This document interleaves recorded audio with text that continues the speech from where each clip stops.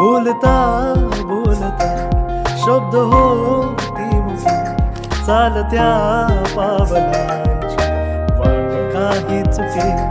बोलता बोलता शब्द होती मुखी, चालत्या पावलांची वाट काही चुके. नजरेनं नजरेशी तुझ्या हित गुज करताना, नजरेनं नजरेशी तुझ्या हित गुज करताना, एक रूप होण्यासाठी श्वास आसवले.